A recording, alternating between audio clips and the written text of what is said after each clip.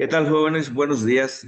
Nos encontramos en esta sesión de biomecánica del día 30 de agosto de 2025. Buenos días a todos. Gracias por estar aquí en esta clase. Ok, bueno, el tema con el de Design es que no encontré la manera de generar un QR para esta clase. No pude pasar lista, ya generé las evidencias, no obstante, pues lleva una lista aparte de Excel y ahí tendrán su asistencia. Además que se genera un registro vía Zoom. Gracias por estar conectados. Bueno, entonces, iniciamos esta sesión que voy a estar grabando para poderles compartir más adelante en el grupo de WhatsApp. Retomando, en las clases anteriores de la semana que concluye, estuvimos platicando acerca de los cambios heterocrónicos filontogénicos y comentamos, de hecho en la clase de ayer viernes, terminamos de ver 9 cambios heterocrónicos que están en extinción, ¿no? Como las muelas del juicio, como el apéndice, como algunos órganos o partes que ya no están en uso, como el palmar largo y otros más que vimos en video. Ok, vamos a dejar los cambios heterocrónicos por el momento. Pasemos a otro tema que les voy a compartir en este momento la diapositiva. Ahí está, vamos a hacerlo grande. Ok. El tema de hoy es la biomecánica y la neotenia. Vamos a ver. El objetivo de esta clase es conocer y analizar, permítame nada más quitar esto, ahí está, conocer y analizar el concepto de neotenia, que de hecho ayer en la clase lo comentamos, incluso vamos a ver un video también acerca de la neotenia, y en la especie humana y otros seres vivos, así como su relación con la biomecánica. Nuestros objetivos específicos serán comprender qué pasa con la neotenia humana y la biomecánica, conocer y ejemplificar los efectos de la biomimesis y la biomecánica de la partenogénesis y la gemación. Pregunta, ¿qué aspectos importantes se mencionaron en la clase anterior? Bueno, todos aquellos cambios heterocrónicos filontogénicos, pero ahora específicamente vamos a abordar el tema de neotenia. Este concepto está muy interesante. Cada vez que me toca explicar esta clase me encanta porque nos remonta a una situación que experimentamos como especie y a la vez, bueno, yo siempre me hago la pregunta, ¿somos como especie tan frágiles que caray, o sea, ¿cómo hemos podido llegar a ser más de 8.000 millones en este planeta siendo demasiado neotenios? Bueno, la neotenia es un fenómeno biológico que experimentan algunas especies, principalmente los mamíferos, no son los únicos, en las que se retrasa la aparición de caracteres adultos llegándose a mantener algunas características infantiles y juveniles durante mucho tiempo. Se considera un proceso heterocrónico y se caracteriza por la conservación del estado juvenil en comparación con su ancestro, nuestros antecesores u organismos cercanamente emparentados debido a un retraso pronunciado en el ritmo de desarrollo corporal. Pero esto no quiere decir que sea bueno o malo, simplemente así es nuestra especie, así se comporta de una manera neoténica. El primero en utilizar el término neotenia fue Arthur Coleman en 1885. Como verán, pues es un término dentro de la ciencia, es un término relativamente reciente, ¿no? Pues tiene poco más de 100 años que se utiliza este término. Aquí en el recuadro nos dice, ¿qué es el ser neoteno? Según datos paleoantropológicos y neurocientíficos, el humano es neoteno debido a su fragilidad y vulnerabilidad al nacer. No es posible sobrevivir la ausencia de la madre o de otra persona que se encargue de criar al neonato. De hecho, de ahí viene neotenia, de neonato.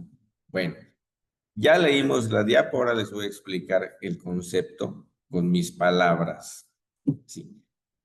Nosotros los seres humanos somos una especie que ha evolucionado, ya vimos ayer, ¿se acuerdan? El fósil de Lucy de 3,2 millones de años, que aunque no se parece a como somos nosotros en la actualidad, pero también experimentó el proceso neoténico porque es parte, es una más de nuestra especie evolutiva.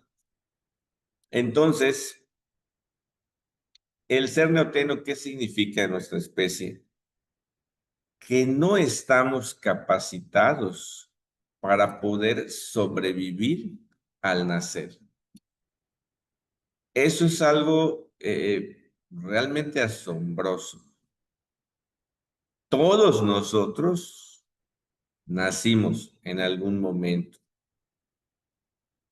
pero tuvimos una persona, en este caso nuestra madre, que se encargó de abrazarnos, de cobijarnos, de alimentarnos desde el primer día que llegamos a este planeta.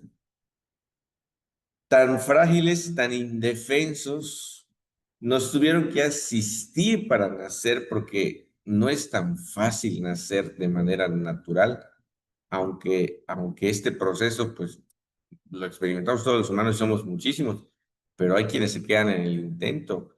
Tenemos tasas estadísticas de nacimiento y hay nacimientos fallidos. No es tan fácil el proceso de nacer para nosotros los seres humanos. Hoy en día, sí, un nacimiento se lleva a cabo en una clínica donde hay un pediatra, un neonatólogo, un anestesista, hay enfermeras, hay todo un soporte de recursos médicos para poder llevar a cabo este proceso, asistencia a la madre, herramientas instrumental que conlleva a que se pueda realizar cualquier situación de emergencia para que puedan hacer. Incluso si un bebé no está llevando el proceso o el camino correcto para poder nacer, hay procesos como la cesárea, en donde se puede intervenir a la madre para poder rescatar, sacar al bebé. Pero esto, imagínense, en la época de Lucy, hace 3,2 millones de años, era imposible. O sea, ¿cuántas muertes han habido de seres vivos en la historia? Muchísimas, no las podríamos contar ni las sabemos a lo largo de la historia. Pero bueno, aún así somos muchísimos. Bueno, entonces, siempre en esta clase pregunto, bueno, ok, nacemos. En el primer año ni siquiera caminamos, ni siquiera hablamos. Durante un año somos 100% asistidos. No podemos caminar, no podemos hablar. Si nos duele algo, lo único que podemos hacer es llorar, ¿no? Un bebé llora porque hay algo que no está bien, algo que necesita, algo que le molesta, algo que le duele, pero no hay otra forma de comunicarse.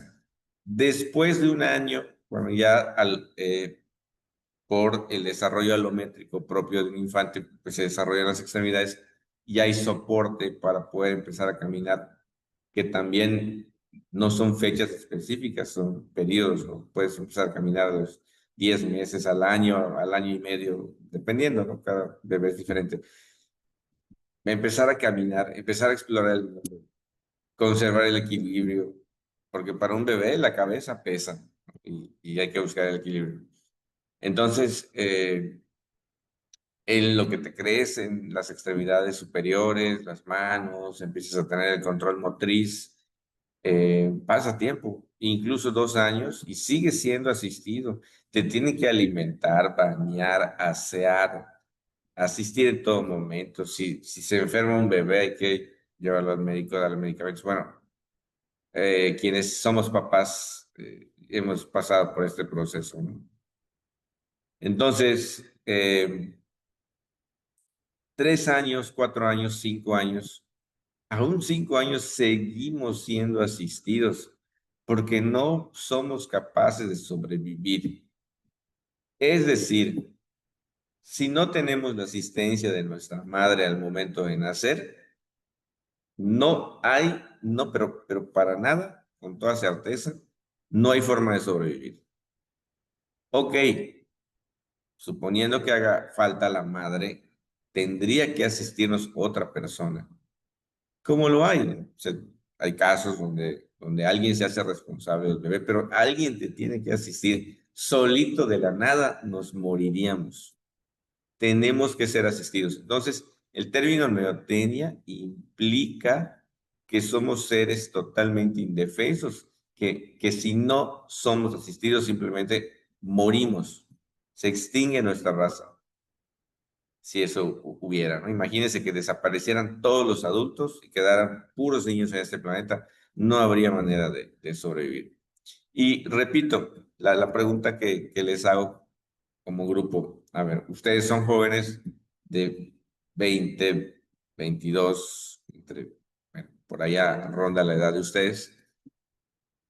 Yo les preguntaría, ¿en qué momento o cuántos años tenían eh, en cuanto se sintieron aptos de decir, bueno, yo ya estoy en la edad en la que puedo sobrevivir por mí mismo y no necesito de la asistencia de nadie?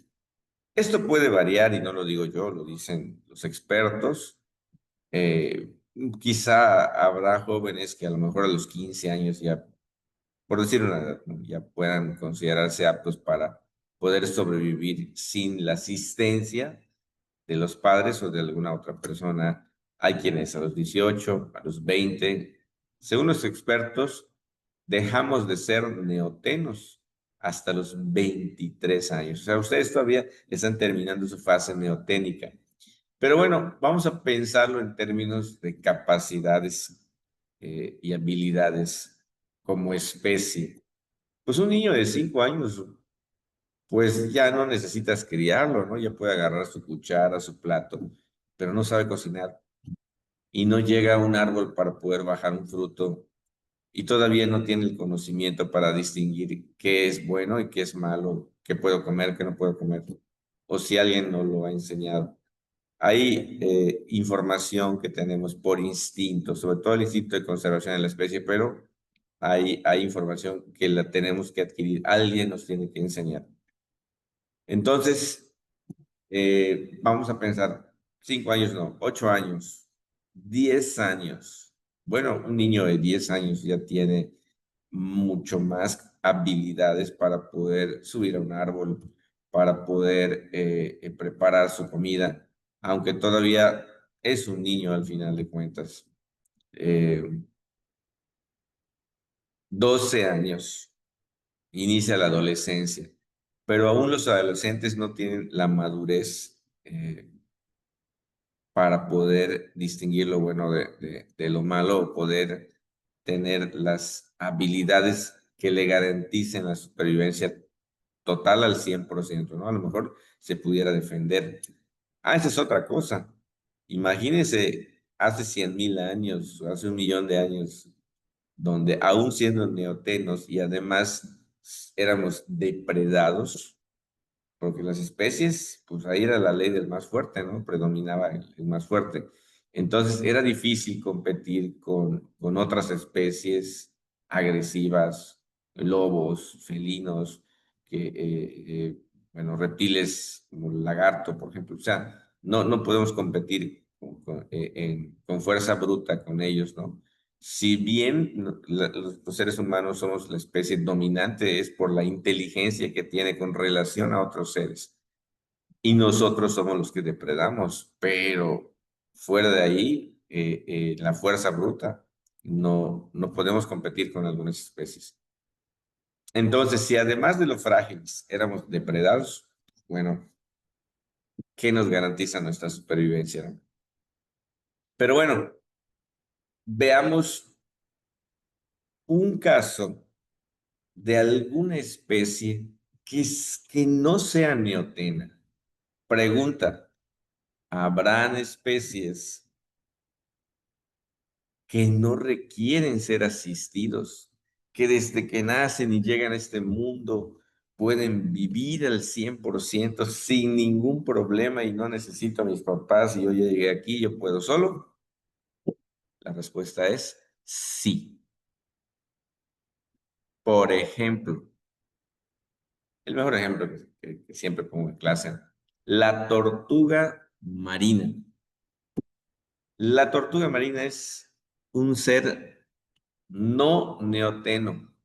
Es depredado, sí, por supuesto, como en todas las especies, pero en este proceso de llegar a este planeta, a este mundo, pues la mamá tortuga sale del mar, hace un hueco en la arena, deposita los huevos, los entierra y dice, ahí nos vemos, mi proceso biológico aquí terminó, mi responsabilidad, de acuerdo al algoritmo de la vida, dice que yo aquí llegué, ¿no? Entonces entierra los huevos y dice, ahí nos vemos, sigo disfrutando mi vida.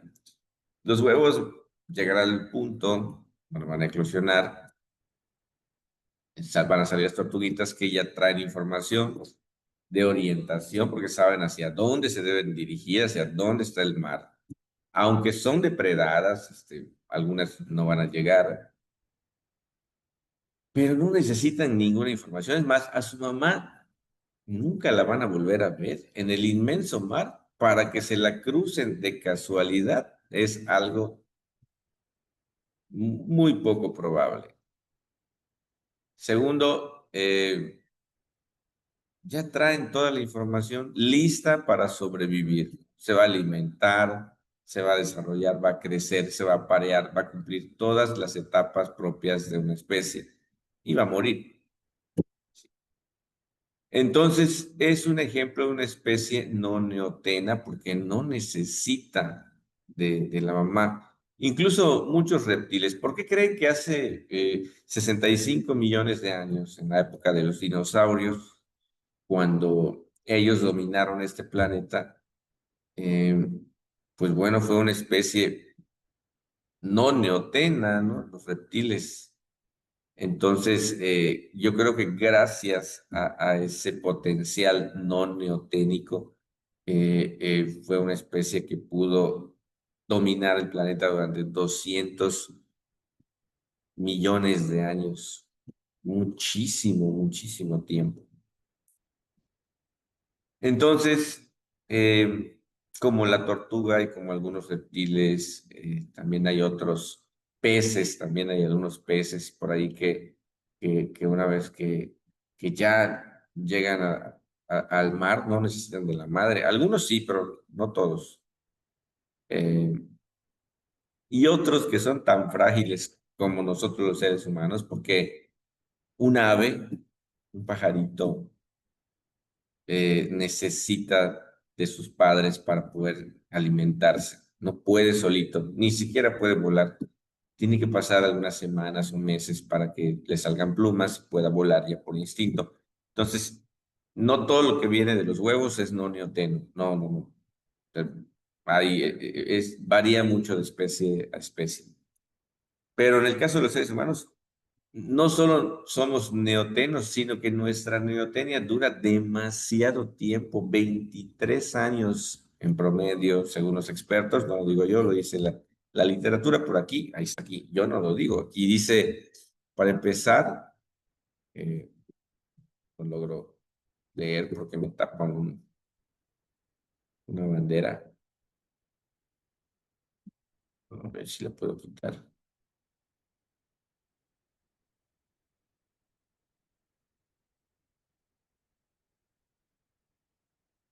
no sé por qué no se quita esta bandera, pero no logro leer, si comparamos. Bueno, me voy a seguir la segunda línea. Se aprecia que nuestro desarrollo hasta la fase adulta es bastante más largo, aproximadamente a los 23 años, según los autores de donde saqué esta información. Conservamos muchas características de otros primates, que otros primates pierden al alcanzar la madurez, como por ejemplo una dentadura no prominente o que al contrario que nuestros parientes evolutivos, los grandes primates, conservamos la misma estructura ósea que tenemos desde niños.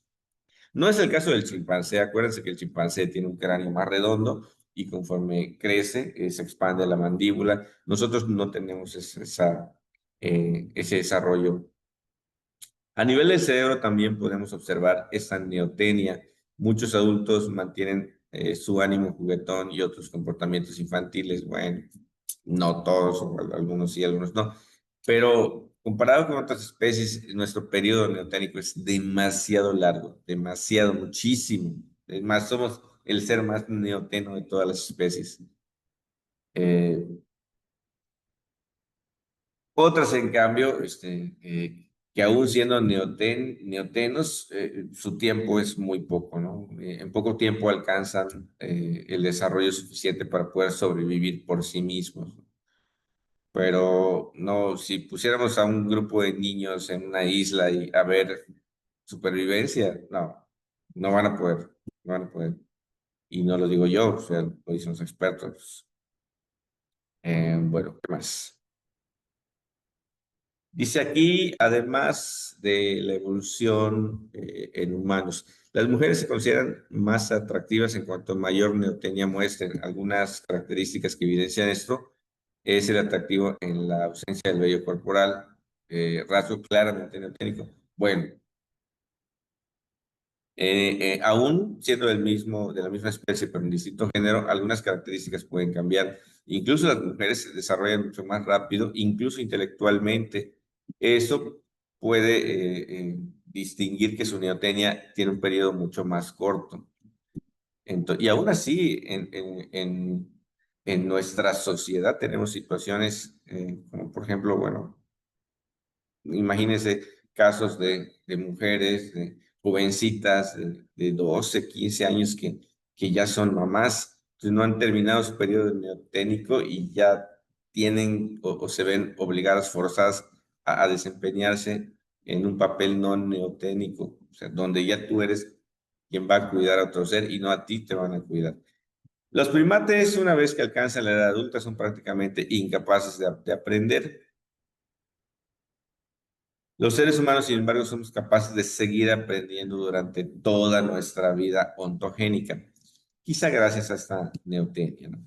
La evolución ha ido prolongando en los humanos el tiempo para desarrollar el cuerpo y la mente. Sí, por supuesto, podemos tener todas las características físicas para poder ser autónomos e independientes, pero la mente también juega un papel importante. De nada me van a servir si no tengo la madurez que requiero como especie, con la finalidad quizás de que tengamos más tiempo para adquirir y transmitir nuestros conocimientos, generando una evolución tecnológica paralela a la evolución biológica, más rápida y eficaz que esta. Muy bien.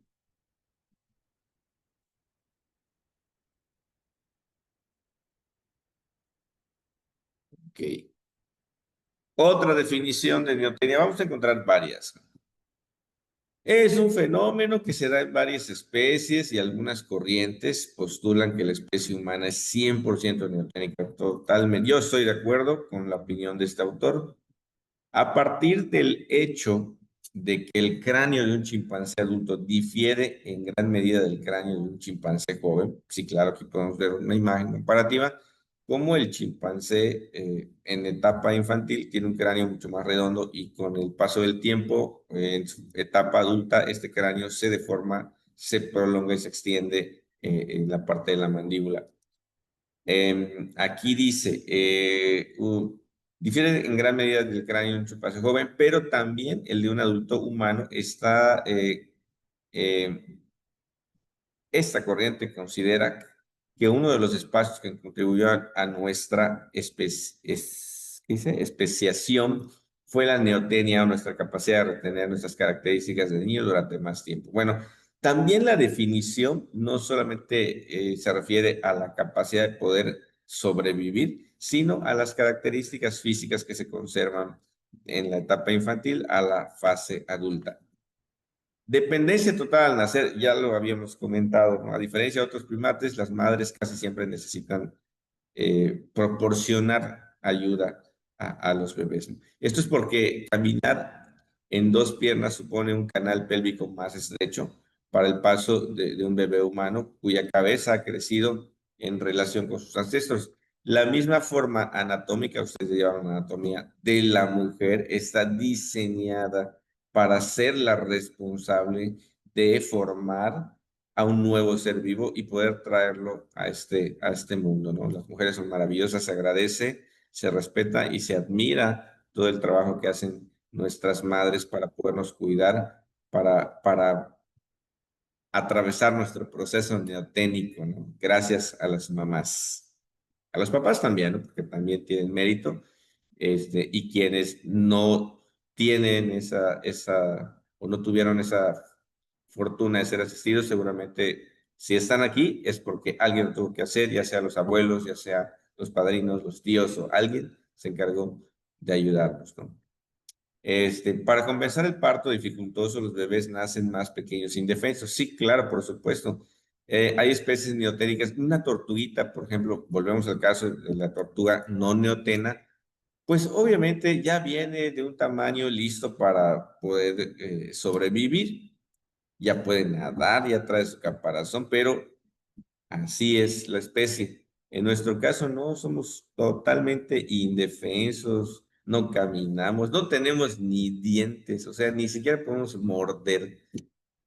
Nos va a tardar un año para que salgan los dientes, ¿no? Entonces, imagínense, por eso, bueno, si ustedes tienen hermanitos o han tenido bebés en casa, cuidados extremos, ¿no? Hay que cuidar al bebé y si llora hay que estar pendiente y en la madrugada y el bebé no tiene horario y hay que asearlo, hay que limpiarlo, hay que darle de comer. Bueno, ya les tocará cuando sean padres. No se asusten ni les estoy asustando. Es un proceso natural, normal, propia de nuestra especie. Qué bueno que quieran ser padres, que quieran tener hijos. Es maravilloso porque cuando uno tiene un hijo, yo lo experimenté, ¿no? Alguna vez fui así como ustedes, ¿no? Soltero, sin responsabilidades, diversión en grande. Pasé, como ustedes, mi carrera profesional conviviendo con mis amigos de la facultad. Aprendí, obviamente, pues también de alguna manera a valerme solo, ¿no? Yo, pues, carecí de mi papá. Tenía yo como 20 años, así como la edad de ustedes, cuando falleció mi papá. Mi papá falleció de 41 años. Yo tenía como 20 y me acuerdo que yo vivía con él. Entonces, para mí fue muy difícil emocionalmente atravesar por la pérdida de mi padre, ¿no? Y pues a partir de ese momento, pues todas las decisiones, ya no tenía a quién consultarle o pedirle un consejo. Me tuve que valer por mí mismo y aprender de mis errores. Es un poquito más complicado, no imposible, afortunadamente, tuve familiares que me apoyaron, que estuvieron conmigo, pero no es lo mismo. La verdad es que nadie te va a querer más que tus padres, nadie, nadie.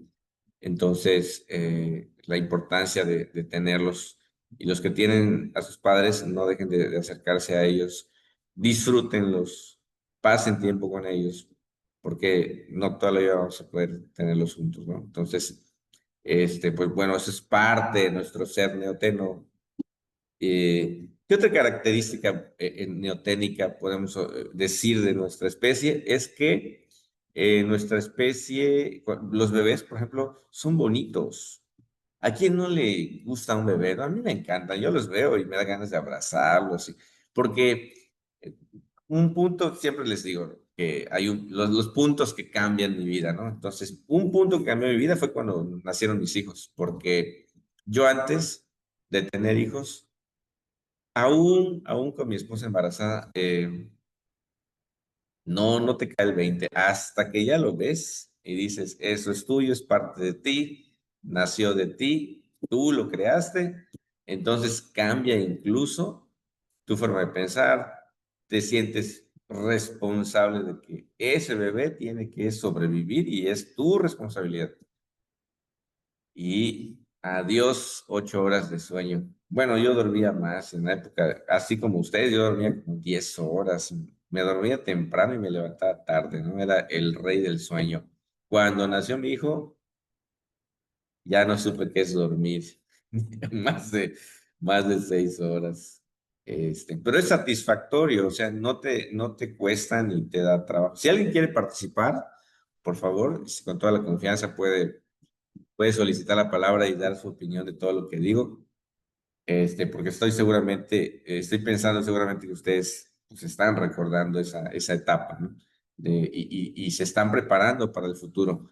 Entonces, sí, ves al bebé, vea cómo ese bebé que está llorando y extiende las manos, ay, te da ganas de ir a abrazarlo, no llores, bebé, y lo abrazas y lo apapachas, sí que quieres, y le das comida y le das dulces, sí. Tratas de hacer de su vida la mejor. Eso nos pasa a los padres de ahora, que queremos darle todo a nuestros hijos.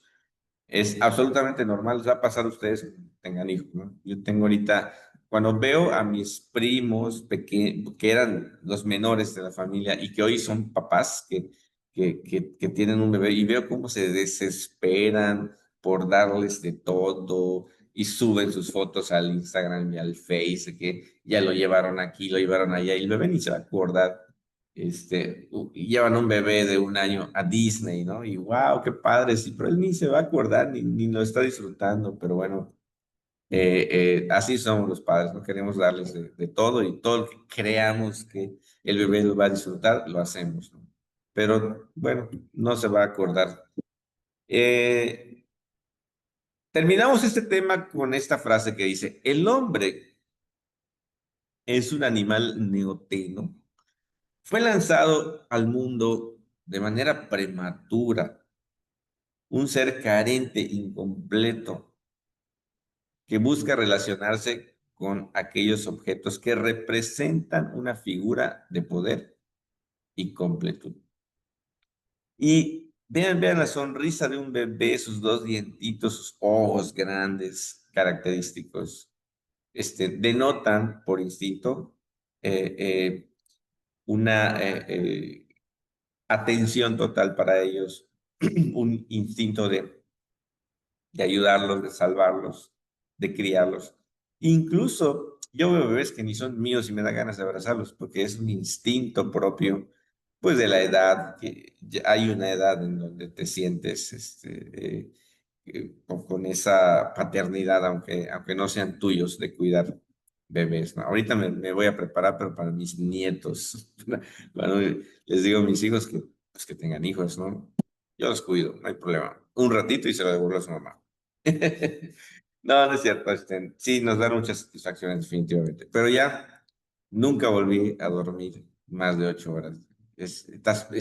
No puedes dormir porque estás pendiente del bebé, que no le pase nada. Y si escuchas un movimiento, un quejido, por mínimo que sea, vas a despertar por instinto. Yo pensaba que no. Decía, ¿qué va a pasar cuando yo tenga bebés? Si mi sueño es tan profundo que podía haber una explosión y yo no había nada que me despertara hasta que nació mi bebé, y al primer ruidito que haga, instintivamente despiertas a la hora que sea, y no te pesa porque es tu hijo.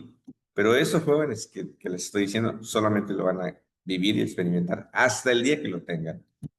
Así como yo se los cuento, dirán, bueno, maestro, yo sí puedo dormir. Así, bueno, cuando tengas hijos, te acordarás de las palabras neoténicas. Muy bien. Eh, bueno, sí, nos falta un temita para cerrar esta diapo, que son los biomecanismos atípicos de preservación de las especies. Esa es la definición de partenogénesis. Por cierto, partenogénesis es una pregunta de examen, así que ténganla por ahí presente. ¿Qué es la partenogénesis?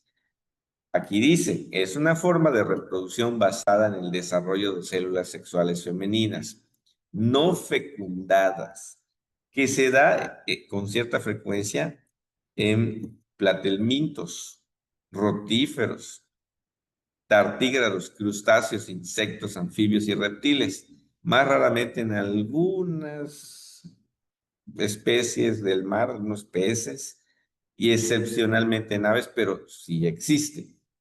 La partenogénesis se lleva a cabo cuando las células sexuales femeninas se dividen repetidamente sin que haya vínculo con una anterioridad a un gameto de tipo masculino. Bueno, esto es algo interesante porque en el algoritmo de la vida se establece que para que una especie pueda continuar, tienen que haber dos géneros, ¿sí? Masculino, femenino, macho, hembra, en fin, como quieran llamarle, para que se puedan distribuir los cromosomas 50-50 y dar origen a una nueva generación de la misma especie en una versión mejorada, porque obviamente la selección natural es siempre el más fuerte.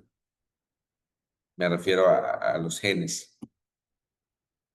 Pero hay excepciones que debe estar en alguna parte del algoritmo de la vida, porque son excepciones muy raras, en donde una especie no necesita del otro género para poder preservarse.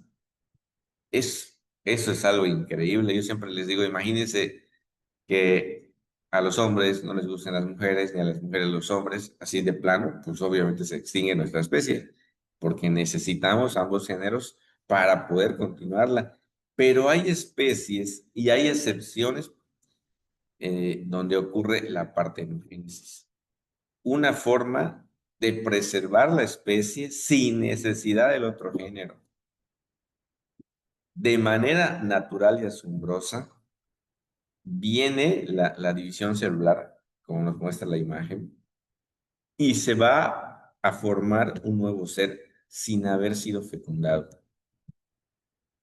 Y ahí les va un caso reciente que encontré en un acuario. Ahí les voy a leer el texto. Dice, nace una cría de tiburón en un acuario en el que solo habían dos hembras en el tanque desde hace más de una década. Esto ocurrió en el acuario di Cala Canón en Cardenia, Italia. El pequeño escualo pertenece a la especie de los tiburones llamados Musola lisa. Ha sido bautizado con el nombre de Ispera, ¿no? Esperanza en italiano.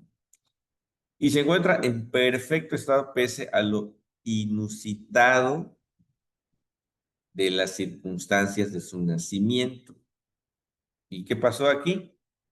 Los biólogos marinos a cargo del acuario sospechan que Ispera es, de hecho, un clon de su madre. El fenómeno se llama partogénesis. O sea, ¿qué pasó? Se embarazó la mamá solita y nació Íspera. Y ocurre cuando un óvulo se desarrolla hasta convertirse en embrión sin haber sido fecundado por ningún macho. Imagínense hasta dónde bueno, las especies pueden llegar a realizar estos actos para preservar su especie.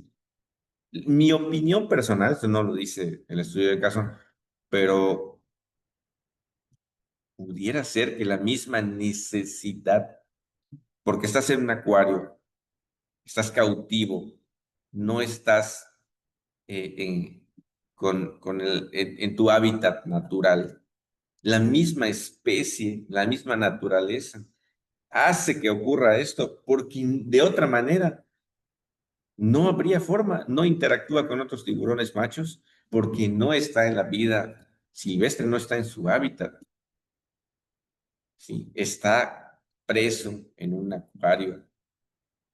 Y entonces la misma naturaleza dice, bueno, pues no tengo otra opción más que recurrir a la partenogénesis. Interesante. Otra definición. Si la mayoría de los animales que se reproducen mediante la partenogénesis son pequeños invertebrados como abejas, avispas, hormigas, pueden alternar entre la producción sexual y asexual. Se ha observado el proceso de partenogénesis en más de 80 especies de vertebrados y casi la mitad de estos son peces o lagartos. Y por cierto, lo han de saber ustedes, los lagartos, cuando se reproducen, aún fecundados, la naturaleza es tan maravillosa, asombrosa, no dejo de asombrarme cada vez que sé algo más de ella, que para que pueda existir un equilibrio de machos y hembras, porque debe haber un equilibrio más o menos al 50%, en general de todas las especies, en general, no quiere decir todas, porque abejas, pues siempre hay una reina y muchos zánganos, pero que son, bueno, su sistema de reproducción es diferente, su sistema social es diferente, ¿sí? ellos tienen una reina, igual que las hormigas. Sí, son especies que funcionan como una sociedad donde existe un rey, ¿no? Pues así es la naturaleza, pero bueno, a lo que iba es que con la temperatura del huevo pueden determinar si el nuevo ser va a ser un macho o una hembra, con solo 1 grado de diferencia. Ahora, esto lo genera la propia naturaleza. Si la naturaleza detecta que hay más machos que hembras, va a empezar a que nazcan puras hembras. Y si hay muchas hembras, empieza a generar que haya más machos, ¿no? En el caso de los seres humanos, mujeres y hombres, bueno, es un poco diverso también porque de país a país varía mucho por la migración y por otros factores eh, socioeconómicos, de gobierno, sistemas en donde pues la sociedad decide quedarse o irse. Pero en general, si checamos las estadísticas como el INEGI, ¿no? De instituciones que realizan censos poblacionales para contarnos, ¿no? ¿Cuántos somos? De los que somos, ¿cuántos son mujeres, cuántos son varones? ¿Cuántos tienen entre 1 y 5 años, entre 5 y 10, entre 10 y 20, en fin, para poder estratificar y clasificar nuestra sociedad? Bueno, pues la naturaleza controla que no hayan más mujeres que hombres, aunque sí lo hay, de hecho, aproximadamente un 51% de la población mundial son mujeres y un 49% son hombres, y ligeramente un poco más, pero no se sale de ese porcentaje, es decir, nunca va a haber un 60-40, ya sería demasiado, un fenómeno que estaría raro, pues, se saldría de los percentiles de la vida, no caería, estaría pasando algo grave, ¿no? Como tampoco puede haber, es como las plagas, ¿no? Las plagas se dan por situaciones en donde hay un descontrol, un desequilibrio en la naturaleza. Y muchas veces nosotros los humanos lo provocamos, es la huella ecológica. Bueno, el caso es que eh, con la población que tenemos y la naturaleza va buscando este equilibrio. Eh, y pues bueno, así es como funciona eh, la forma en que la naturaleza controla pues a las especies. La gemación, otra definición, otro concepto. Ahorita checamos estos videos que veo que están aquí. Dice, bueno, ese es el caso de las plantas. Muchos tipos de plantas se reproducen mediante la gemación. Crean nuevos individuos a partir de brotes del tronco o tallo del progenitor. Esta es otra forma también interesante de supervivencia o de conservación de una especie, pero en este caso es de vegetales, del reino vegetal. ¿Cuántas veces hemos escuchado, oye, qué bonita está esta planta, las flores que da, son de ornato, y cómo nace con semilla o con gajo, ¿no? Cortas un gajo, lo siembras y ya tienes un nuevo ser, porque es una planta independiente, pero salió de un pedazo de otra, ¿no? Eso se llama gemación. Cortar un pedazo, una rama, y sembrarla y se vuelve un ser independiente, ¿sí? Eh, y ocurre en el reino vegetal, no en el caso de humanos, ¿verdad? Especies del reino animal, pues no, es que cortes uno y ya con eso se forma otro, ¿no? No, tampoco, ni siquiera eh, hay los que están en el billete de 50 pesos, ¿cómo se llama? El alotón, no el alotón, el iguano. Bueno, es que está en el billete de 50 que le cortas una extremidad y le crece completa a tolón. Bueno, ¿qué más? Ok. Biomecánica basada en la biomimesis. Ese es otro concepto, también en el ISBAR es pregunta de examen, biomimesis. La biomimesis, que también se conoce como biomimética o biomimetismo, Hace referencia al proceso de observar, entender y aplicar soluciones procedentes de la naturaleza a los problemas humanos, en forma de principios biológicos, de biomateriales de toda índole. También es interesante. Ahorita vemos los videos. Bueno, en general la biomimesis significa o representa una forma en la que nosotros los seres humanos desarrollamos estructuras, biomateriales, formas basadas en los animales. Vemos cómo se comporta un animal, qué podemos obtener de ellos, para qué nos puede servir y lo aplicamos a una necesidad, a resolver un problema, a diseñar algo. Y hay muchos ejemplos. ¿Sí? La robótica está inspirada en la biomimética humana. Es decir, hacen un robot a imagen y semejanza de un humano.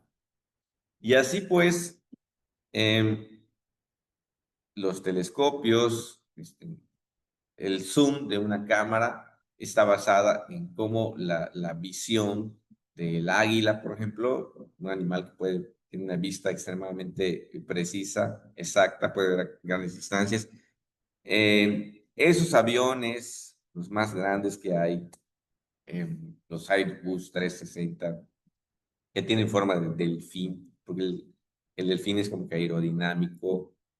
Eh, bueno, ahorita vamos a ver algunos ejemplos de cómo la naturaleza nos inspira. Entonces, la biomimesis representa la forma en la que nosotros, los seres humanos, adaptamos características propias de los animales y los adaptamos a nuestra vida porque ellos son más expertos.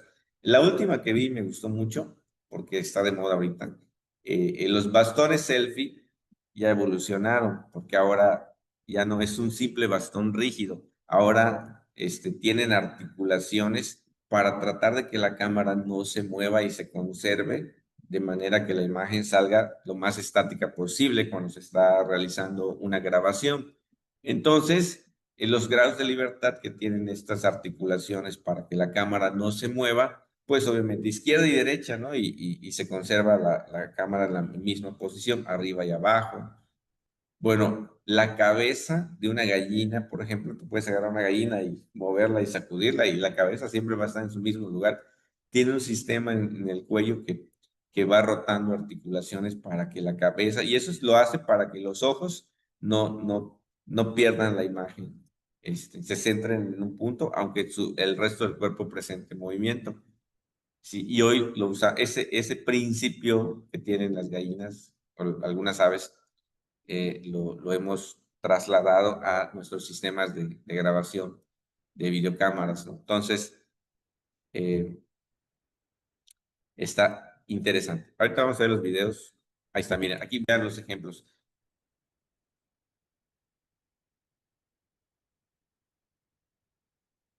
Por cierto, no hemos tomado ninguna captura de que estamos aquí. Ahí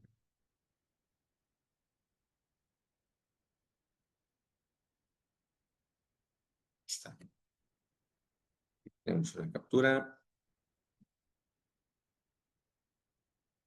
Algunos ejemplos son las alas de los aviones de formas aerodinámicas como las de los pájaros, los robots que se mueven como insectos, materiales ultra resistentes hechos con sustancias similares a las de la telaraña, por ejemplo, que por cierto, la seda de telaraña es mucho más fuerte que el acero.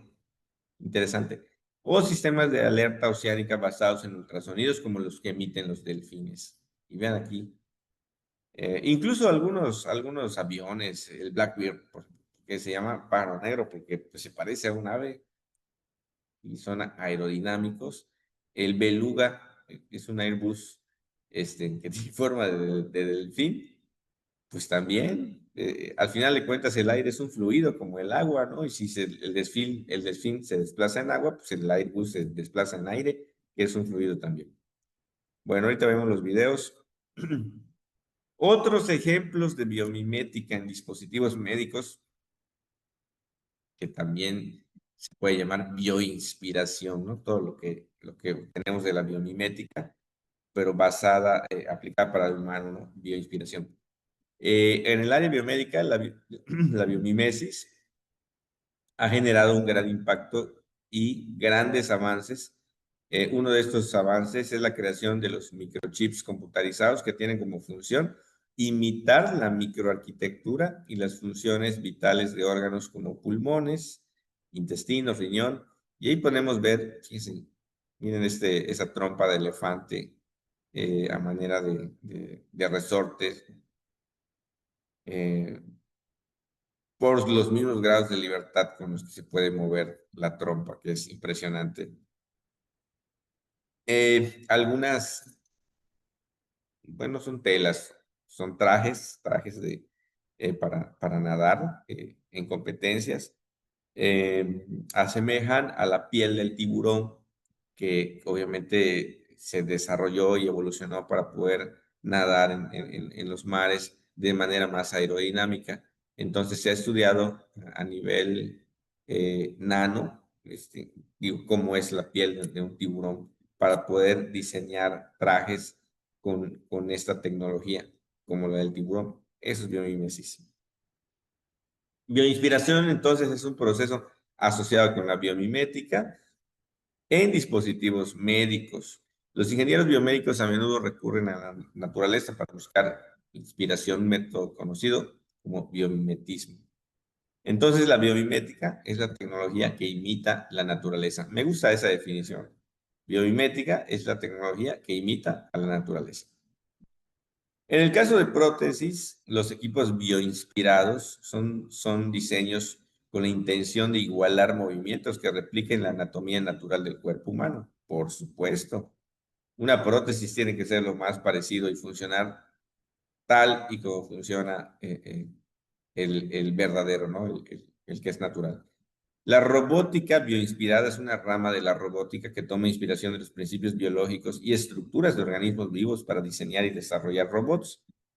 Estos robots se basan en funciones y formas y comportamientos observados en la naturaleza, con el objetivo de crear sistemas más eficientes y versátiles. Vamos a terminar y pasamos a los videos. Algunas características claves de la robótica bioinspirada incluyen movilidad y locomoción. Los robots pueden imitar la forma en que los animales caminan, nadan, vuelan o trepan. Por ejemplo, los robots que emulan el movimiento de una serpiente pueden deslizarse por terrenos difíciles, mientras que los robots inspirados en insectos pueden volar o escalar superficies.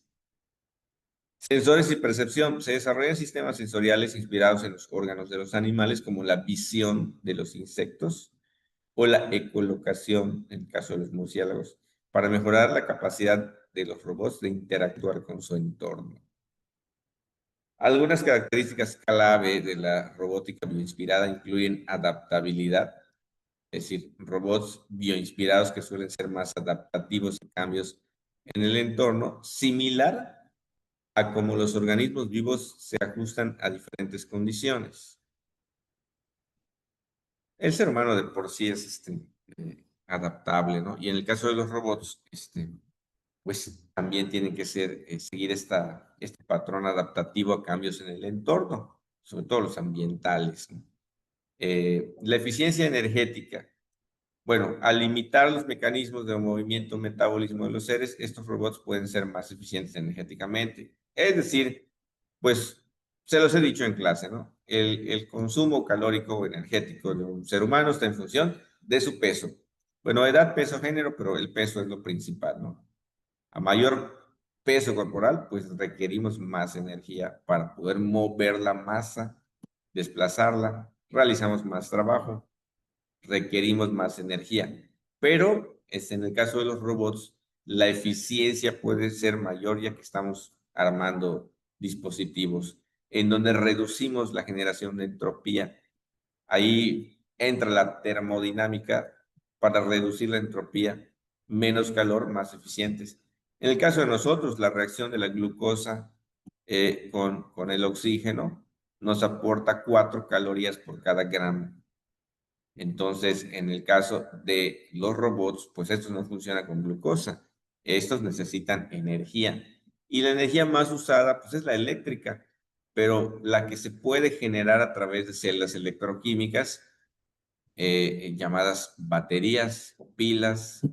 Bueno, una pila es una celda, una batería son muchas celdas electroquímicas, aunque hoy con los metales pesados, como el níquel, litio, eh, bueno, níquel, cadmio, litio, que son más usados actualmente. Se pueden generar reacciones donde haya flujo de electrones, corriente directa, y poder abastecer de energía a un robot. Pero aún nos falta mucho en ese tema de cómo darle energía, porque tiene que ser autónoma, ¿no? Tiene que cargar energía y en algún momento se le va a acabar. En el caso de nosotros, los seres humanos, no tenemos que enchufarnos a un tomacorriente para obtener energía, basta con comer para que de manera natural podamos obtener energía. Conclusiones, ¿qué aprendimos hoy? Bueno, empezamos con los términos de neotenia, platicamos, bueno, todo lo que implica el ser neoteno. Bueno, antes de terminar esta parte de conclusiones, vamos a ver los videos, porque me parece también interesante. Si les parece, propongo que continuemos la clase, abarquemos parte de la siguiente sesión para que terminemos el tema, así podemos terminar un poquito antes. El caso es que podamos completar lo que tiene esta diapositiva. Entonces vamos a regresarnos porque teníamos pendiente, podemos empezar incluso con la clase anterior,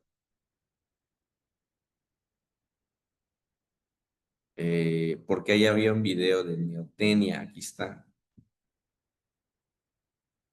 Lo que voy a necesitar es que me confirmen si se ve el video. ¿Dónde está el de neotenia? Porque no estoy seguro de si se comparte el video. Si yo abro,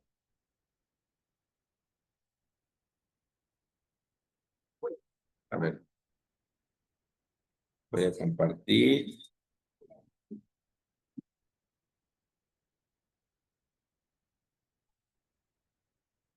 ¿Alguien me puede decir si se ve el video y se escucha? ¿Se ve o no se ve? Sí se ve. ¿Sí se ve y se escucha también? No, ¿No se escucha? no. Ok, a ver, ¿cómo es así? Vamos a ver. Es que hay una compartir. Share sound. Ok. Y ahora, Enormes que suelen caracterizar a su... ¿ya? Sí. Sí. Gracias, Anomis. Gracias, Ana Karen. Ok, vamos a ver ese video de neotenia. La primera vez que miras una animación japonesa o anime, lo que más llama la atención son esos ojos enormes que suelen caracterizar a sus personajes. La razón de que sean de ese tamaño es más interesante de lo que te imaginas. Platzi, Cursos en Línea, presenta ¿Por qué los personajes del anime tienen los ojos tan grandes? La neotenia.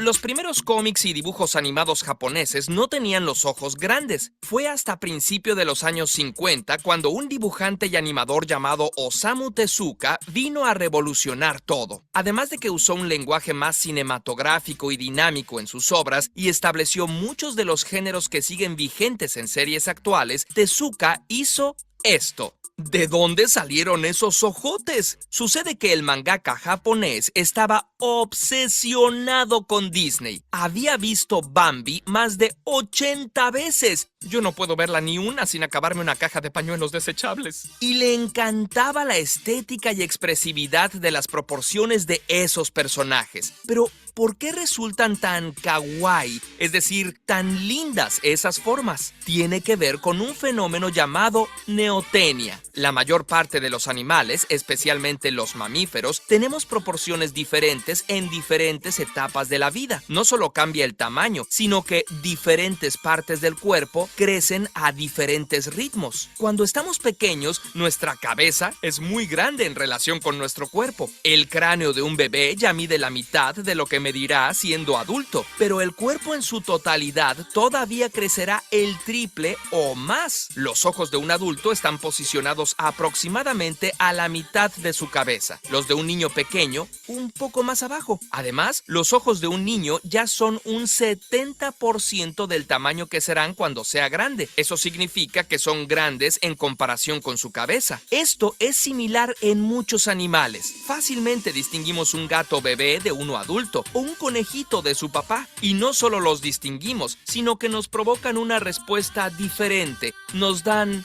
ternura.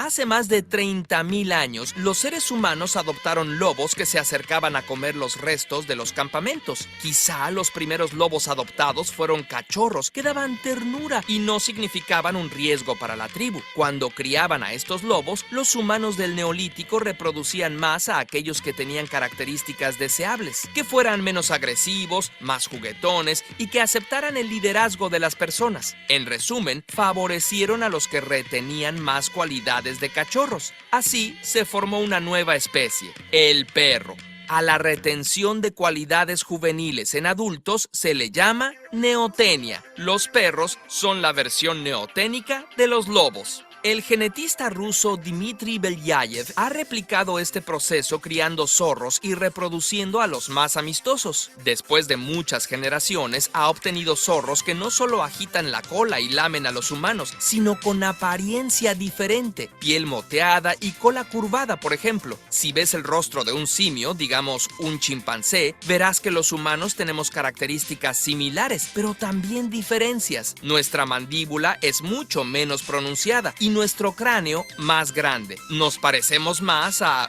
un niño chimpancé. La neotenia tuvo un papel importante en nuestra evolución. No solo definió nuestra apariencia, sino que hizo que tuviéramos una infancia extendida que permitió un desarrollo lento del cerebro que, al llegar a la adultez, tiene más conexiones sinápticas que los de otros simios. Además, nos da más tiempo de seguir aprendiendo. Otra consecuencia es que, como nuestros primos los bonobos, somos más propensos a resolver conflictos con interacciones sociales que con violencia directa como los chimpancés. Lo más probable es que la selección sexual haya jugado un papel importante. Al parecer, a lo largo de la historia, los humanos hemos preferido parejas que conservan más los rasgos juveniles. Bueno, pero ¿y todo esto qué tiene que ver con el anime? La psicóloga Caroline F. Keating hizo un estudio en el que demostró que los rostros con características neoténicas provocan reacciones de empatía, de querer ayudar o proteger a esa persona. Las proporciones de bebé de Bambi probablemente contribuyeron a su éxito. El estilo conmovió a Tezuka, quien a su vez lo aplicó a sus propios personajes y fueron un éxito en Japón. Los personajes del manga y la animación japonesa tienen todas las características neoténicas: cabezas grandes, ojos enormes y bocas y narices pequeñitas. Por cierto, se considera que las etnias de Asia Oriental tienen más rasgos neoténicos que las de otras partes del mundo. El estilo anime se volvió tan popular que ya le dio toda la vuelta al mundo y ahora ha influenciado a las mismas producciones de Disney. Si bien las primeras princesas tenían proporciones más realistas, las de las películas más recientes son cada vez más neoténicas. Curiosamente, este episodio fue patrocinado por Platzi. Platzi te ofrece cursos de producción audiovisual, diseño, animación y otros.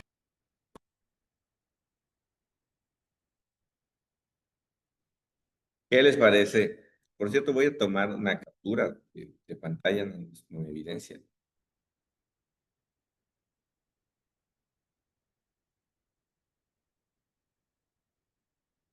Ahí está.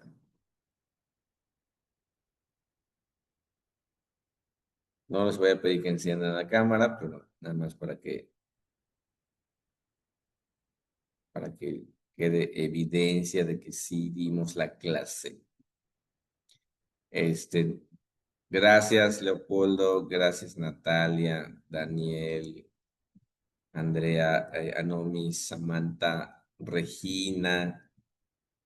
Gracias por haberse conectado. Ok, ¿qué les pareció el video? La verdad es que obviamente no abordó lo que yo les decía, la fragilidad más bien se basó en los rasgos físicos de juveniles, infantiles, y lo asocia al anime en Japón. Y efectivamente, ustedes si han visto esas caricaturas, los personajes tienen ojos muy grandes, ¿sí? Lo que lo asocia le da un aspecto infantil más atractivo y ha tenido mayor impacto en la sociedad, porque es la tendencia, o sea, los niños, los personajes pequeños y infantes nos dan más ternura, y eso es instintivo, ¿no? Entonces, los psicólogos analizan todo esto y pues obviamente impacta en la mercadotecnia. Ok, vamos a ver otro video. Si alguien quiere comentar algo, adelante, lo puede hacer con toda confianza. A ver, voy a cerrar el anterior y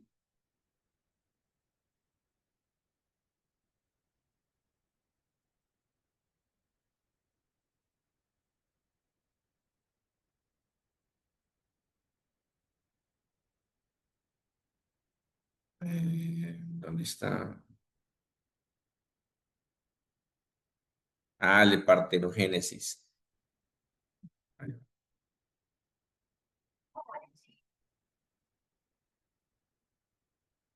Y hoy vamos a hablar sobre la partenogénesis.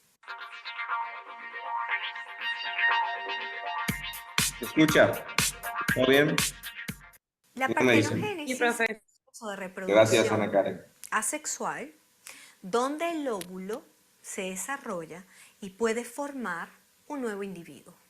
Pero este óvulo va a formar un nuevo individuo sin ser fecundado. Ejemplos característicos de este proceso de partenogénesis podemos mencionar como por ejemplo los insectos, algunos crustáceos algunos crustáceos y además algunas abejas, hormigas, reptiles y algunos anfibios. El caso o el ejemplo más típico de este proceso de reproducción asexual es el de las abejas. Ya les explico. En el caso de las abejas es la abeja hembra, la cual es diploide. O sea, su contenido total o su par de cromosomas son 32 en los insectos, en las abejas. En nuestro caso, recuerden, son 46. 23 vienen de parte del padre en los espermatozoides y 23 en el óvulo, para formar un nuevo individuo. En este caso es similar, pero ellos tienen 32. El macho, contrario a la hembra, el macho es haploide, quiere decir que tiene la mitad de carga cromosómica. Ahora, ¿qué ocurre?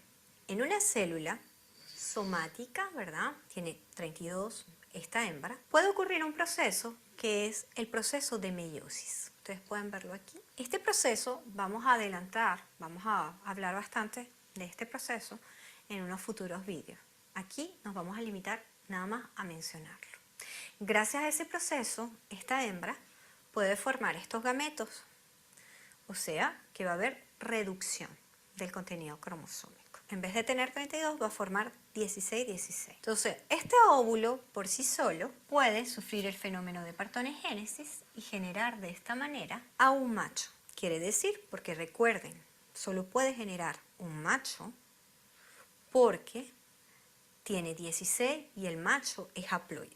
Sin embargo, este óvulo también puede ser fecundado con este espermatozoide y generar una hembra. Así que las abejas, en conclusión, prácticamente es que las abejas machos, las abejas machos, son originados gracias a un proceso de partenogénesis, puesto que su carga total cromosómica son de 16.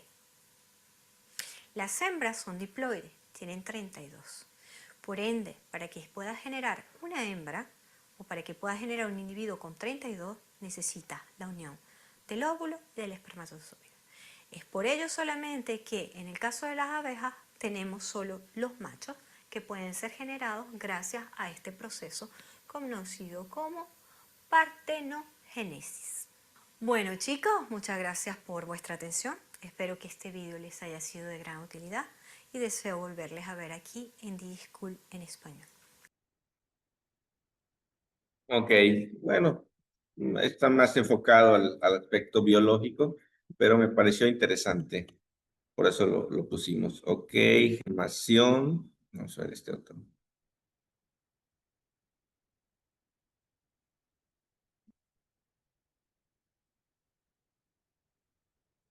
¿Quieres que tu hijo estudie en España, pero no sabes por dónde empezar? Cada semana hablamos con familias de todo Latinoamérica. En la reproducción asexual, un ser vivo puede dar origen a un nuevo individuo y puede lograrlo sin la necesidad de una pareja. El nuevo individuo es genéticamente igual a su progenitor. Existen diferentes tipos de reproducción asexual, los cuales son fisión binaria o bipartición, la llevan a cabo los protozoarios y las bacterias. El organismo progenitor se divide para formar dos células hijas a partir de la célula inicial. La gemación la llevan a cabo las esponjas e hidras marinas. El proceso consiste en el desarrollo de brotes o yemas en la superficie del cuerpo de un organismo. Dichos brotes darán origen a nuevos individuos que podrán permanecer adheridos a su progenitor o separarse de él, dando lugar a un ser independiente. La esporulación la realizan algunos protozoarios, algas y hongos. Consiste en una serie de divisiones del núcleo de una célula progenitora para producir muchas células hijas, o sea, esporas, que son liberadas al medio ambiente, y cuando estas esporas encuentran condiciones favorables, se desarrollan originando nuevos individuos. Y por último, la fragmentación la llevan a cabo las algas filamentosas, anémonas, estrellas de mar y algunas plantas. El cuerpo del organismo progenitor se divide o fragmenta en dos o más partes, los cuales se convertirán en nuevos organismos. Interesante, ¿no? Acierta ciencia. Muchas gracias por ver el video. Espero te haya sido de ayuda. Si te ha gustado, no olvides dar.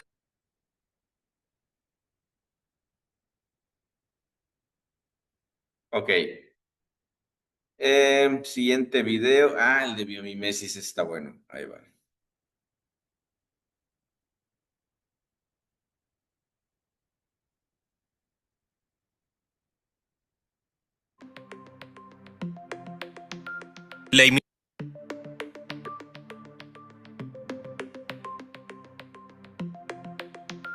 La imitación de la naturaleza es una de las reacciones instintivas del ser humano. Los pájaros nos enseñaron a volar, aunque tardamos en aprender. Pero no fue hasta mediados del siglo XX cuando se acuñó un término para describir ese enfoque tecnológico al que Otto Smith bautizó como biomimesis o biomimética. Uno de los primeros ejemplos sería la invención del velcro, que nació tras un paseo por el campo de un ingeniero y su perro. Al volver a casa, nuestro ingeniero vio que tenía los calcetines repletos de bolas de una planta llamada bardana.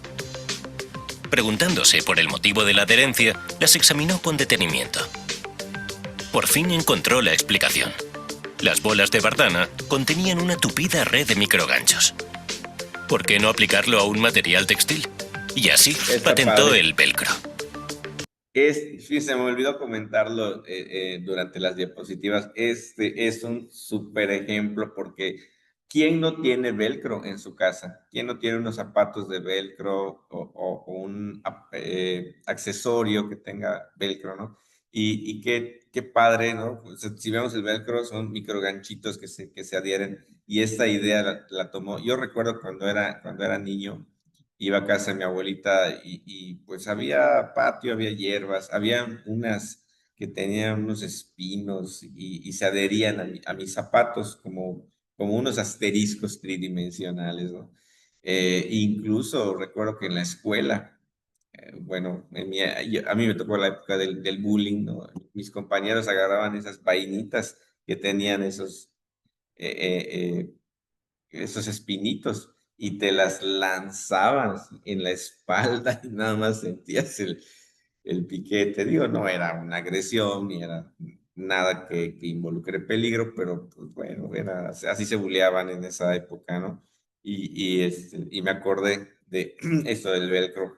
que la verdad no solamente fue una idea que tomó de la naturaleza, sino que la patentó y esto le dejó muchísimo dinero, o sea, como haber adoptado una tecnología, porque lo único que tuvo que hacer es vincular cómo funciona la naturaleza y cómo lo adapto al medio que yo necesito, qué aplicación le puedo dar.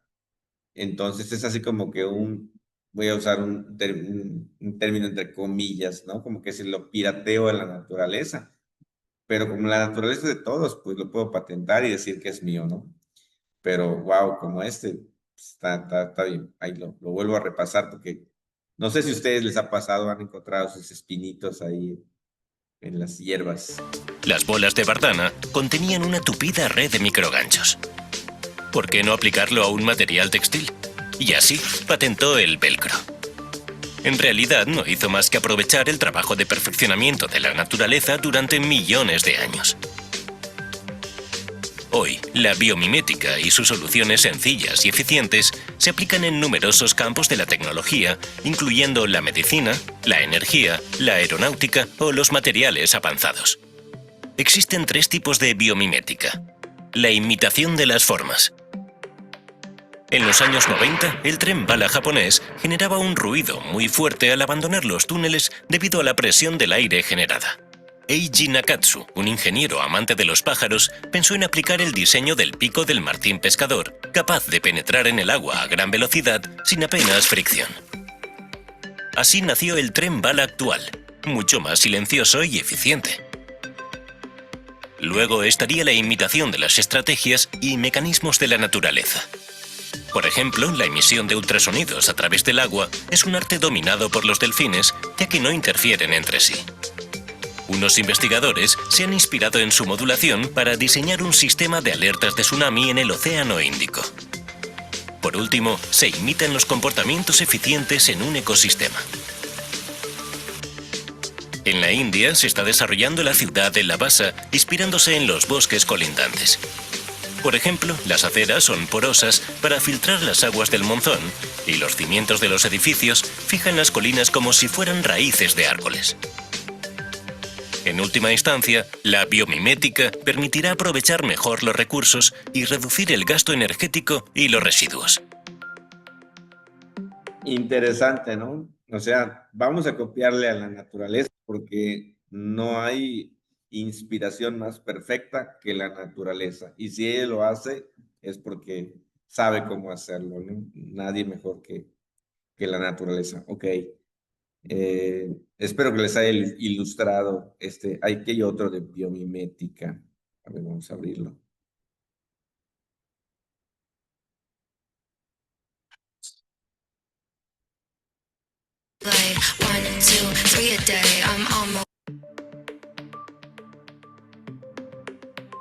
Es el mismo.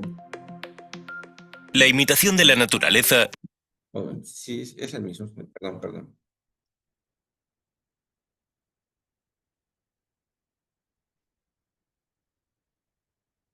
Ok, a ver.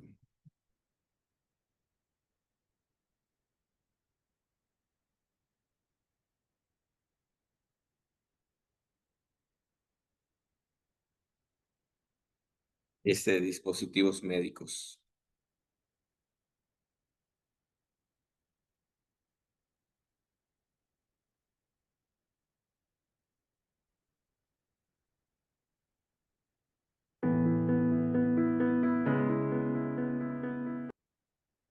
El mercado de dispositivos médicos ha sido acelerado en los últimos años. Permítanme.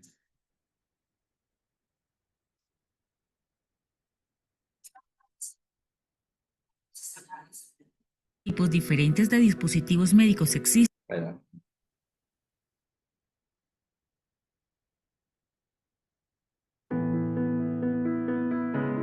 Dispositivos médicos biomiméticos. El mercado de dispositivos médicos ha crecido aceleradamente durante los últimos años, siguiendo las tendencias tecnológicas de los mercados del sector salud, que buscan mejorar el bienestar del paciente.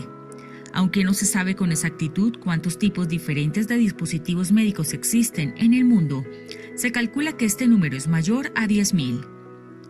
Avances en biología molecular. La empresa británica Quantum MDX ha creado un dispositivo móvil, QPOC Handlet Laboratory, que en 10 minutos da resultados sobre ébola, gonorrea, VIH, tuberculosis y malaria. Cuesta $1,000 y los cartuchos para cada análisis alcanzan los $100. Luchar contra la tuberculosis. Uno de los dispositivos más usados para la detección de la tuberculosis y la resistencia a la rifampicina, antibiótico, usado frecuentemente contra la tuberculosis, consiste en el Gene Expert MTB-RIF, creado por la Universidad de Medicina de Nueva Jersey, la empresa Cepheid y el Instituto Nacional de Salud de los Estados Unidos. A finales de 2010, la OMS avaló el dispositivo, que ofrece resultados en 2 horas para la detección de tuberculosis en países donde la enfermedad es endémica. Un test para el VIH y la hepatitis C. La empresa Medmira, de origen canadiense, asegura ser la única en el mundo que cumple con la legislación vigente de Canadá, Estados Unidos, China y la Unión Europea para vender sus tests de diagnóstico de VIH y hepatitis C, que ofrecen resultados de manera instantánea. La compañía provee sus dispositivos a hospitales, laboratorios, clínicas y particulares. Los dispositivos médicos en particular son cruciales en la prevención, diagnóstico y tratamiento de enfermedades, así como en la rehabilitación del paciente de manera segura y efectiva.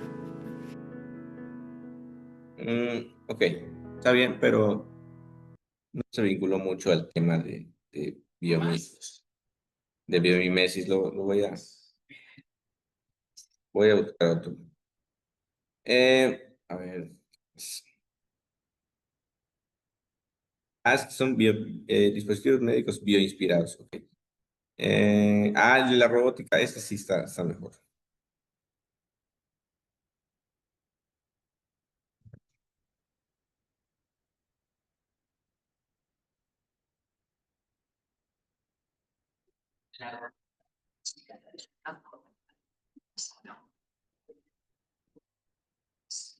Sistemas autónomos más eficaces.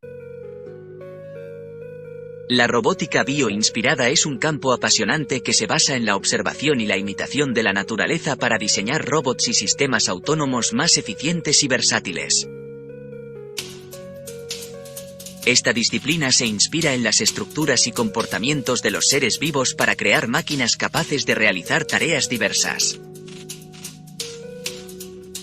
Un ejemplo notable de robótica bioinspirada es el diseño de robots con características similares a las de los animales. Por ejemplo, algunos robots imitan el movimiento de insectos como las cucarachas o las arañas para navegar a través de terrenos difíciles.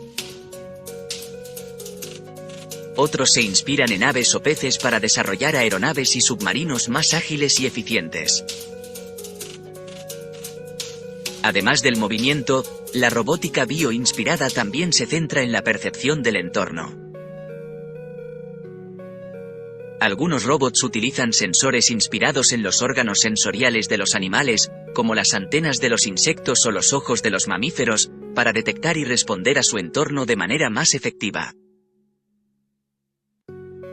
La aplicación de la robótica bioinspirada va más allá de la locomoción y la percepción.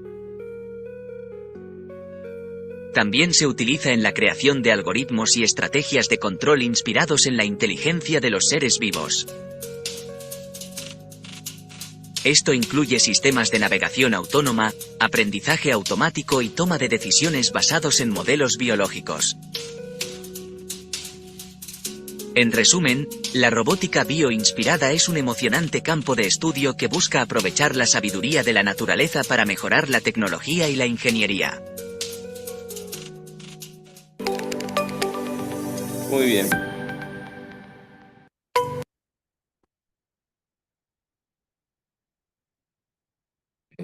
Ok. ¿Qué más? ¿Nos queda algún otro? Robótica bioinspirada. Ese tiene mucho futuro. Ven, poco a poco vamos a ir viendo cómo la robótica se parece más a los seres humanos. Ok. Bueno, vamos a terminar esta diapo. Todavía nos falta. La diapo, aquí está. Ok. En resumen,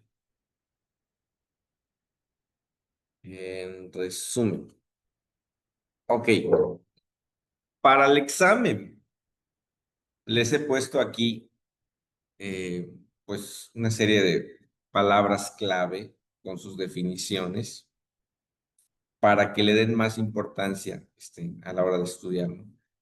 Bueno, la definición de biomecánica: alometría, ontogenia, filontogenia, heterocronía, neotenia, biomimesis, robótica bioinspirada, desarrollo del cuerpo humano, procesos que incluyen ontogenia, alometría y está influenciada por la filogenia, heterocronía y neotenia. Bueno, es así como un resumen de palabras clave que a la hora de estudiar, pues esto les puede servir. De lo que sale en el examen, de todo lo que hemos visto en la diapositiva anterior y esta, ¿no?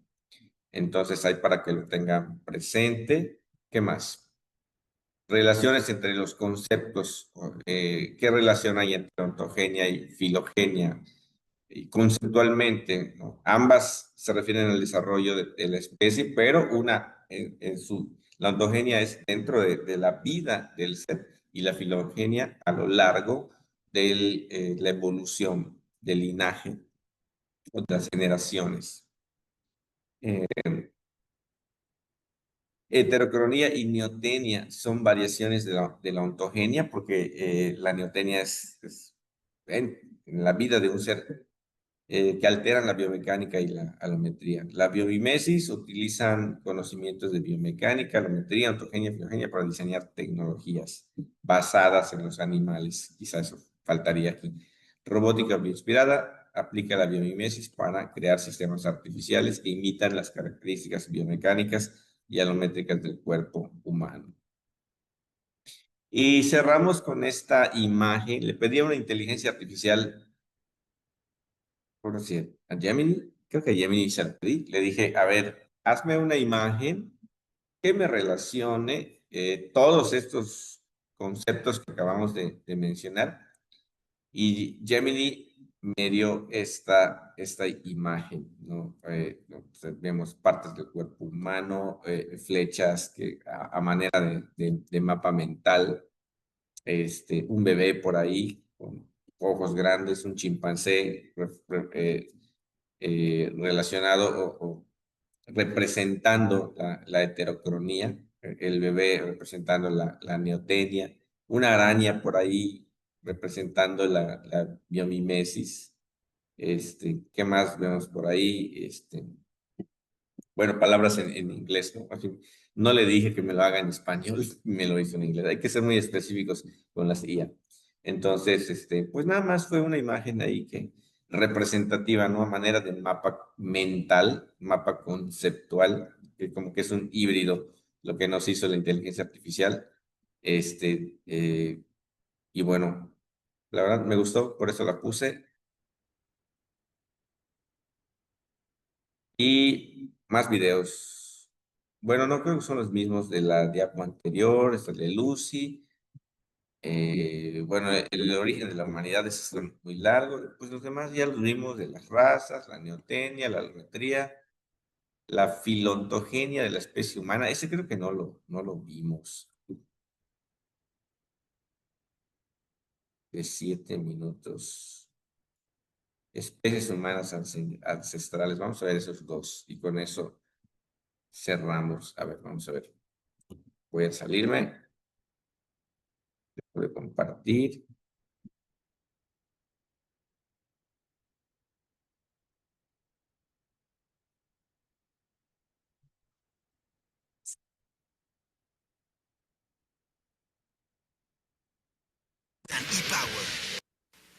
Hola chicos, bienvenidos. Este es el primer video que tendremos sobre desarrollo filogenético y ontogenético del sistema nervioso central. En esta ocasión solamente hablaremos del desarrollo filogenético. ¿Qué entendemos por filogenia? Bueno, es la parte de la biología que se ocupa de las relaciones de parentesco entre los diferentes grupos de seres vivos, o bien se encarga también de estudiar el origen y desarrollo evolutivo de las especies, sobre todo el grado en que éstas están relacionadas. Y bueno, respecto al tema de ontogenia, que si bien se tratará en otro video, podemos irla definiendo como el desarrollo del individuo, en especial en el periodo embrionario. Bien, empecemos entonces el tema de filogenia. En 1871 Darwin concluyó en su libro El origen del hombre que éste descendía de un cuadrúpedo con cola, peludo, probablemente de costumbres arbóreas, y decíamos que esto dio origen al mito que Darwin dijo que descendíamos del mono. En realidad lo que él quiere decir es que mono y ser humano tienen un ancestro común. Este ancestro común ha sido hipotéticamente llamado Ramapithecus, lo veremos más adelante.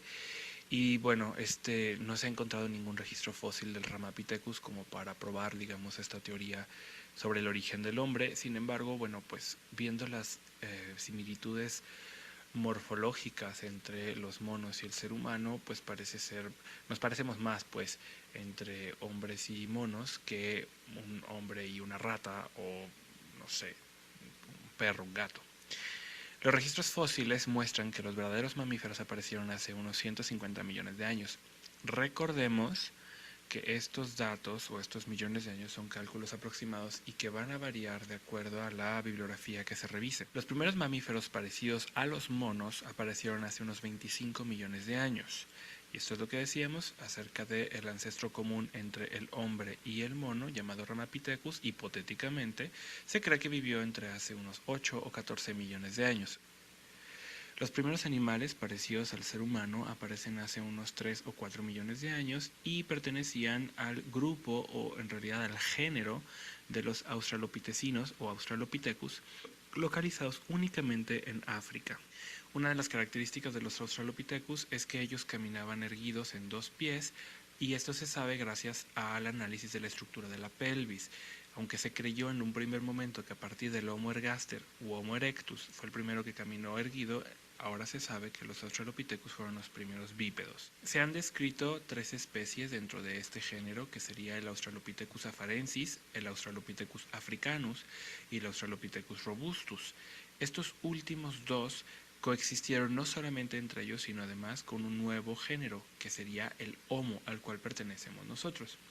Este es el esqueleto del Australopithecus más famoso, conocido como Lucy, y esta sería la reconstrucción de cómo debió ser el aspecto del esqueleto completo de Lucy a partir de lo que se tiene de su esqueleto real. Los fósiles más viejos dentro del género Homo tienen una antigüedad de 1.75 millones de años, y la diferencia principal entre ellos y los Australopithecus es que ellos construían utensilios de piedra, lo cual, decíamos, es la primera evidencia que tenemos de un surgimiento de conciencia en planeación a futuro. El Homo erectus aparece hace unos 1.6 millones de años, 1,5 millones de años, y su cerebro era mayor que el de los individuos antes descritos.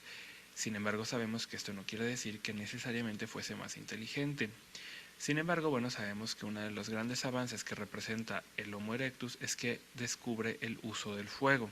El Homo neanderthalensis aparece hace unos 100.000 años. Este sigue siendo dentro del género Homo y es parte de la especie Sapiens, solamente es una subespecie.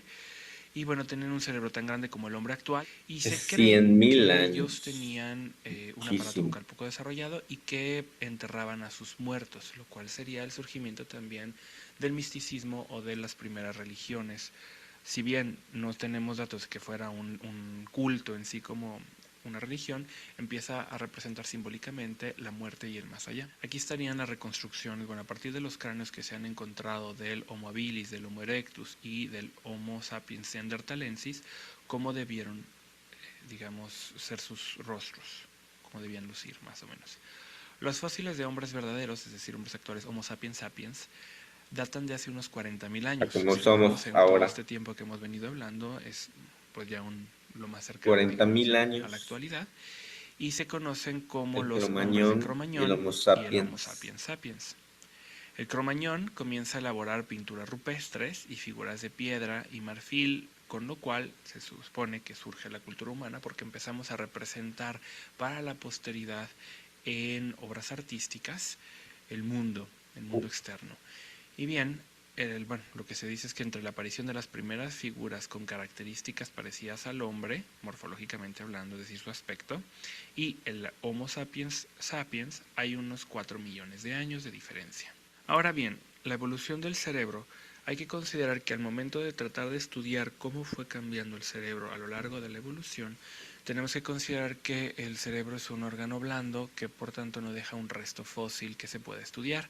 Por lo tanto, para estudiar la evolución del cerebro utilizamos dos medidas indirectas, que son medidas de referencia, que se llaman, por un lado, capacidad craneal o craneana y el modelo de los surcos.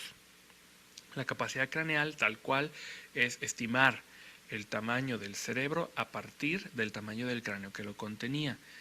Y el problema que tenemos con esta medida es que suele pensarse que encontrar o determinar el tamaño de un cerebro implicaría determinar o acercarse al tamaño de inteligencia o al grado de inteligencia del individuo que lo poseía, y eso pues no siempre es real.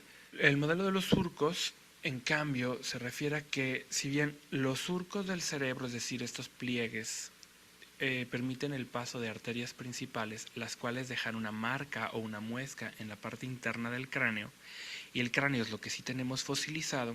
Esta es una medida indirecta que nos permite estimar la complejidad del cerebro a partir de localizar las principales arterias que lo recubrían. Obsérvese que yo no tengo evidencia en sí de las arterias como tampoco de los surcos. Lo que tengo es las marcas en la parte interna del cráneo, lo que llamamos endocráneo, y esas marcas sabemos que corresponden a las arterias, pero las arterias sufren el mismo deterioro que el cerebro, es decir, se descomponen y no tenemos fosilización de arterias.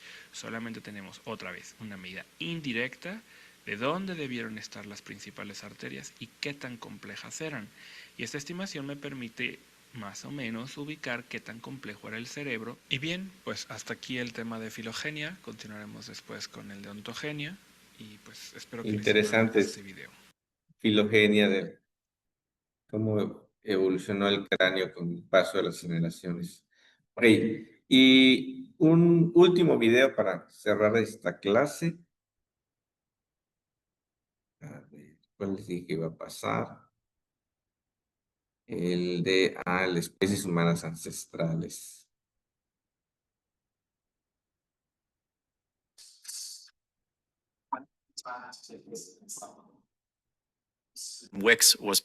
Hola, soy Aldo. Hoy vamos a hablar del ser humano, de ti, de mí.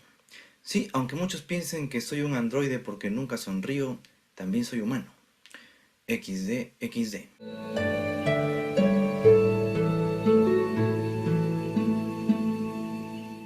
¿Qué nos define como humanos? Y no vamos a hablar aquí desde el punto de vista metafísico, ni tampoco cuando decimos esto es lo que nos separa de los animales, porque también somos animales. Hoy vamos a hablar de humanos desde la biología y la antropología. Se llama humanos a aquellos seres vivos que taxonómicamente forman parte del género Homo. Sí, aunque no quieras, eres Homo. Todos pertenecemos a ese género. Un género en categorías taxonómicas se ubica entre la familia y la especie. El género Homo tiene varias especies, de las cuales hemos podido identificar algunas de ellas. No se puede decir que hemos descubierto a todas porque es probable que sigamos descubriendo más. Pero hasta el momento parece ser que contándonos, 9 especies de humanos habitaron la Tierra desde el momento en que nos separamos del género Australopithecus. Digo parece ser porque el debate entre antropólogos sobre si algunas de estas especies son subespecies continúa.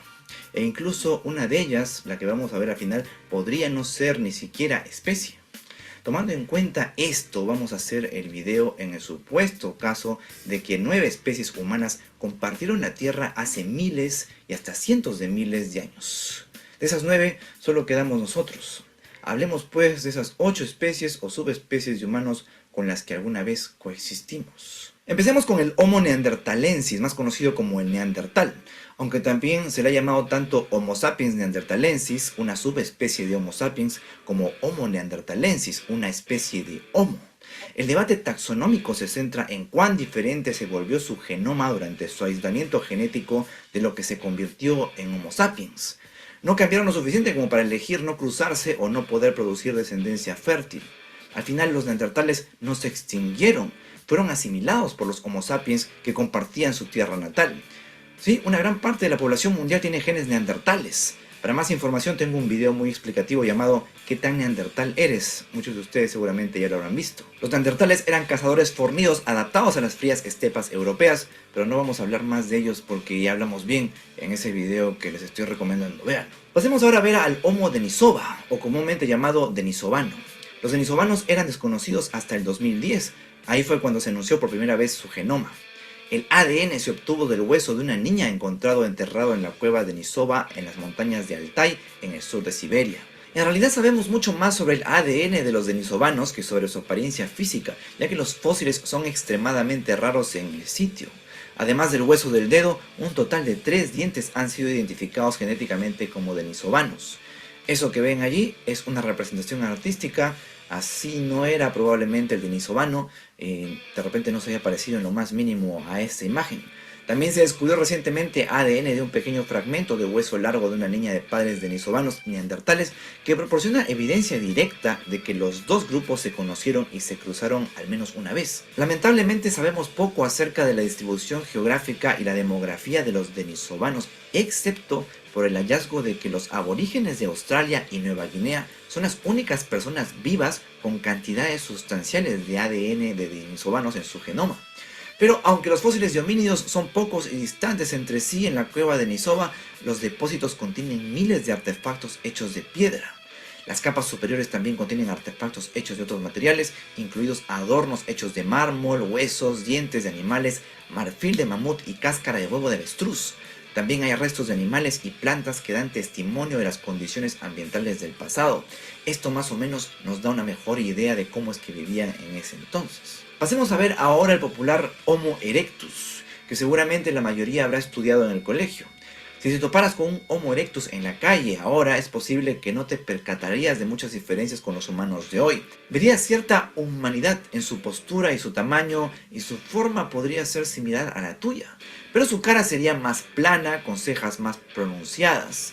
De él sí podemos saber cómo era más o menos porque fósiles del cráneo hay, como este que se encontró en Indonesia donde fue por primera vez descubierto. Posteriormente se descubrieron más restos en China. Estos son los famosos fósiles del hombre de Java y del hombre de Pekín. El descubrimiento del hombre de Java, originalmente llamado Pithecanthropus erectus, fue una pieza clave de evidencia para apoyar las ideas de Darwin sobre la evolución humana. Este enigmático antepasado humano probablemente evolucionó en África hace más de 2 millones de años, aunque el momento de su desaparición es menos claro. Estudios indican que la siguiente especie de la que vamos a hablar, el Homo heidelbergensis, también llamado por algunos como Homo rhodesiensis, estaba vivito y coleando en el Pleistoceno medio desde hace unos 700.000 a 300.000 años. Sus restos fósiles fueron encontrados en África meridional, África oriental y Europa.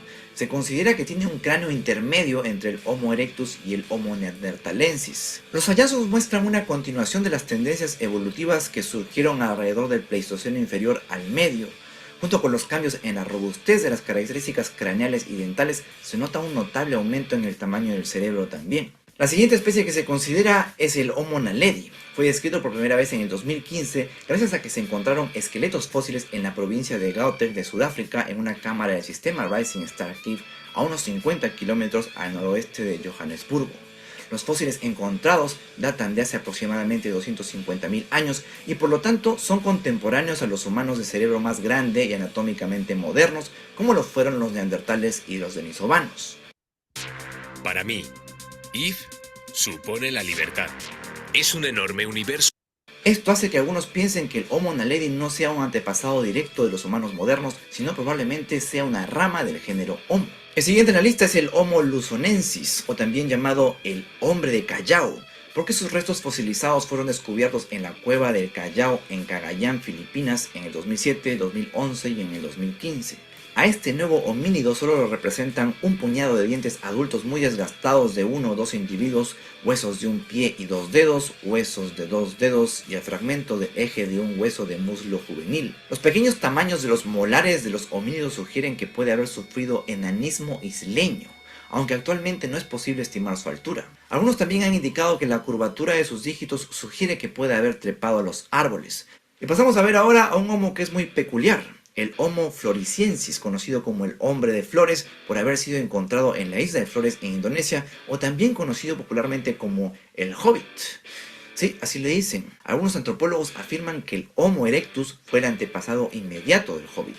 Se sabe que el Homo erectus tenía aproximadamente la misma talla que los humanos modernos. Sin embargo, quienes afirman que el Homo erectus es el antepasado del Hobbit piensan que a consecuencia del limitado aporte alimentario de la Isla de las Flores, la población de Homo erectus que llegó al territorio de la isla hace casi 500.000 años sufrió un fuerte enanismo insular que provocó que los descendientes se fueran encogiendo a lo largo de las generaciones. Aparte de la diferencia de tamaño, esta hipótesis se basa en que los especímenes parecen semejantes en sus características al Homo erectus, del que se sabe que vivían en el sudeste asiático en la misma época que los hallazgos más antiguos del Homo floresiensis. Más estudios son necesarios para definir bien esto, porque hay que tener en consideración que no se han encontrado en la isla restos correspondientes al Homo erectus y mucho menos formas de transición, solo pruebas materiales que sugieren que esto podría haber sucedido. Y para terminar, el que dije que se está en duda si es o no una nueva especie de Homo, el hombre de la cueva de los ciervos. A finales del siglo pasado, un equipo descubrió unos fósiles en China que tenían algo particular. Las pruebas de datación los ponían entre 14.000 y 12.000 años, pero increíblemente exhibían características de humanos arcaicos. Sí, esos humanos arcaicos son los que vivieron hace cientos de miles de años. Quienes estudian los restos no se atreven a llamar este nuevo hallazgo como una nueva especie de humano.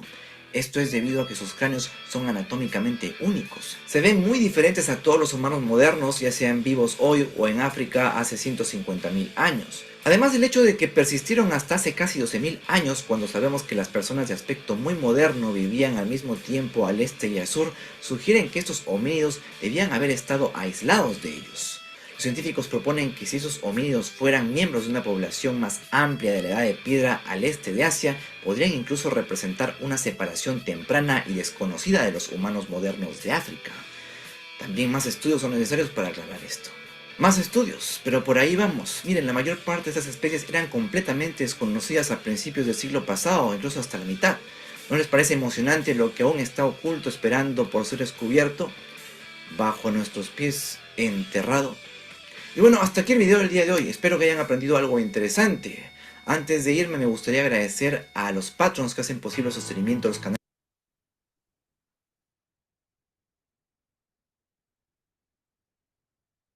¿Qué tal?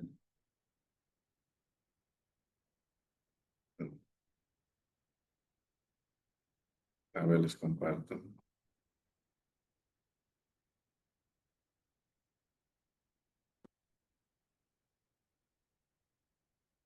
Muy bien. Vamos a hacer la captura final de la clase.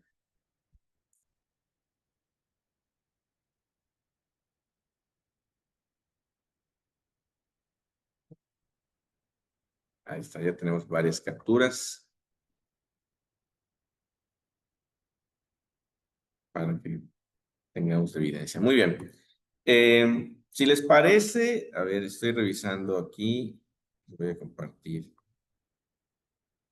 Si les parece, ya vimos hasta la diapositiva 5. Nos quedan las 6. En teoría debemos avanzar una más, pero la verdad es que preferiría que la veamos en clase presencial. Sí, aquí vamos a abordar marcha, biomecánica humana, biónica, este tema está bueno. Sí, y para que lo veamos completo.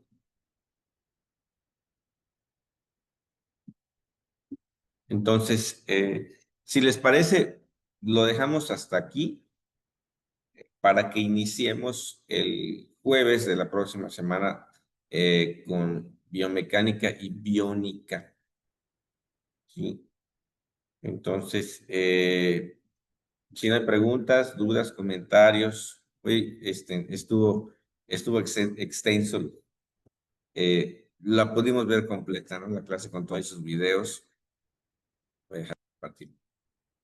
Espero que haya sido de su agrado. Si no hay preguntas, dudas, comentarios, yo les agradezco mucho a Leo, a Natalia, a Daniel, Dea, Karen, Samantha, Regina, Anomis. Ahí se me va. Ok. Pues por haber estado aquí. Muchísimas gracias. A ver, una más.